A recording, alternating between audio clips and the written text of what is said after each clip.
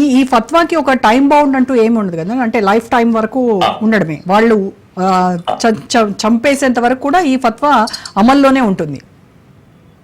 అమల్లో ఉంటుంది, ప్రపంచం అంతా ఇది అమల్లో ఉంటుంది. ఇక భూమిపైన ఈ దేశంలో ఆ దేశంలో అనేది కాదు కనుక ఎంతకాలము అంటే there is no end to it. ఎంత కాలమైనా సరే వాళ్ళు బ్రతుకున్నంత కాలం ఇది ఉంటుంది కనుక there is no end to it. దానికి ఒక కాల పరిమితి అంటూ ఏం లేదు కనుక ఇదొక్కటే కాదు, దీని వల్ల పొలిటికల్ సినేరియో కూడా ప్రపంచంలో ఇస్లామిక్ పొలిటికల్ సినేరియో మారుతుంది. ఎందుకంటే సహకారం ఇవ్వద్దు అమెరికాకు ఇజ్రాయెల్కు ఎవరు కూడా ఇక ముందలా, లేకపోతే ఎలాంటి సహకారం తీసుకోవద్దు, వాళ్ళతో తప్పు చేశారు వాళ్ళు కనుక ఇస్లామిక్ నేషన్స్ అన్ని ఒకటి కావాలి. ఇప్పుడు ఈ తప్పుకు వ్యతిరేకంగా మనం ఫత్వా వచ్చేసింది కనుక ఇప్పుడైనా మనము ఆలోచించాలి, ఇలాంటి ఒక అప్పీల్ ఒకటి వాళ్ళ ముందుకు వచ్చేసింది కనుక ఫెనెటిక్ ముఖ్యంగా ఎవరైతే ఉంటారో, మతతత్వ వాదులు ఎవరైతే ఉంటారో దీన్ని సీరియస్ గా తీసుకునేటువంటి ప్రమాదం ఉంటుంది.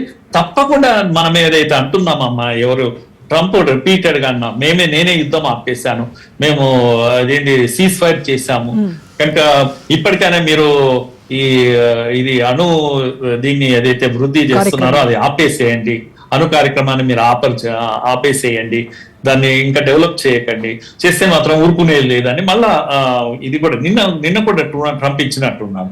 సో ఇది వాళ్ళు భరించలేకపోతున్నారు. ఇస్లామిక్ కంట్రీస్ లో కూడా చర్చ ప్రారంభమైంది, ఇంత అవమానంతో మనం బ్రతకాలి అనేటువంటి ఒక చర్చ ఇది తప్పకుండా ఇన్స్టిగేట్ చేస్తుంది.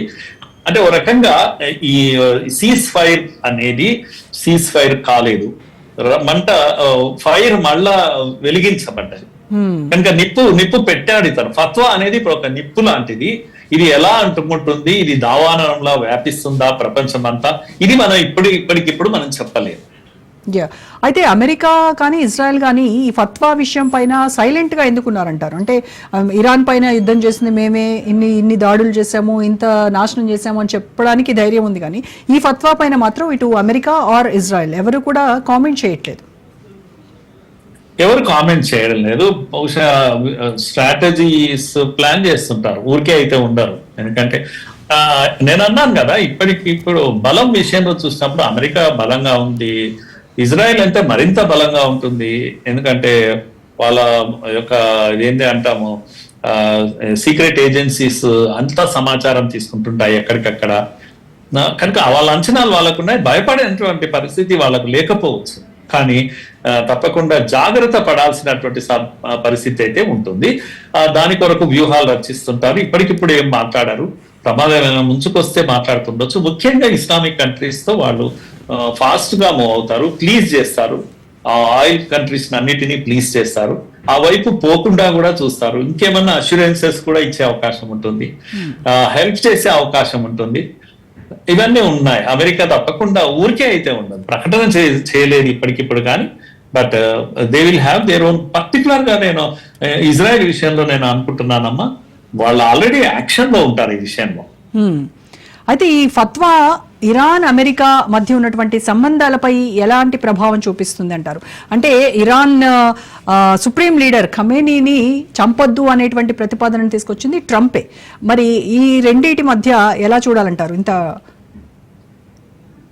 వ్యూహాత్మకంగా ఆయన అంటే ఇరాన్ ప్రజలను రెచ్చగొట్టకూడదు ఈ యుద్ధంలో, మేము చేయాల్సింది ఇదిగో ఈ ప్రమాదం ఏదైతే ఉందో దాన్ని మాత్రమే అడ్రస్ చేస్తున్నాము, మాకు ప్రజల పైన ఎటువంటి ద్వేషం లేదు, మీరంటే మాకు గౌరవం, మీరు బ్రతికుండాలి, సంతోషంగా ఉండాలి, కేవలం మా పని ఇది మాత్రమే చేస్తున్నాం అనేటువంటి ఒక ఇంప్రెషన్ ఇచ్చే ప్రయత్నం చేశాడు ట్రంప్.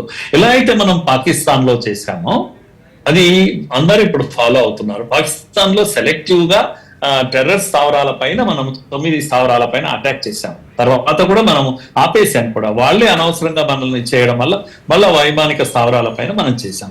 అంత ప్రిసిషన్ అటాక్ ఏదైతే మనం చేశామో ఇది మోడల్ అయిపోయింది ఇప్పుడు అందరికీ కూడా. అందుకే అనవసరంగా మత నాయకులను చంపడం, కావాలంటే ఆర్మీ ఆఫీసర్స్ చంపారు, 12 మంది ఆర్మీ ఆఫీసర్స్, తర్వాత సైంటిస్టులను చంపారు, కానీ వాళ్ళు ఈ యొక్క మత నాయకుల పైన కానీ లేకపోతే ఈవెన్ రాజనీతి సంబంధించిన వాళ్ళని ఎవరిని ముట్టుకోలేదు. ఎందుకంటే గతంలో అనుకున్నారు ఏది రిజీమ్ చేంజ్ కొరకు ముందు అనుకున్నారు, కానీ ఇది అనవసరంగా ఒక దేశమే తిరగబడుతుంది, ఇది ప్రమాదం కదా అని వ్యూహాత్మకంగా వాళ్ళని వదిలేశారు, చంపలేదు. ఇప్పుడు కూడా బహుశా చూస్తుంటారు. ఇది మతం విషయంలో ఎప్పుడైనా ప్రమాదమే కనుక సెకండ్ థాట్ ఏమైనా చేస్తారా? అలాంటి ప్రమాదం ఉంటే మాత్రం ఎంతసేపు అండి, నాకు అర్థం కాదు. వీళ్ళు 12 మంది చాలా ప్రామినెంట్ పీపుల్ ను ఏమంటాం చూసి గురి చూసి కొట్టినటువంటి ఇజ్రాయిల్ ఇతన్ని కొట్టడం కూడా వాళ్ళకి ఏం పెద్ద సమస్య కాదు. కనుక రిజీమ్ చేంజ్ అనేటువంటి వ్యూహం తప్పుడు వ్యూహం అవుతుంది అని ఆలోచించి వెనక్కి తగ్గారు. బహుశా అది ప్రమాదం ముంచుకొస్తే అది ఇంప్లిమెంట్ చేస్తారు నాకు అనిపిస్తుంది.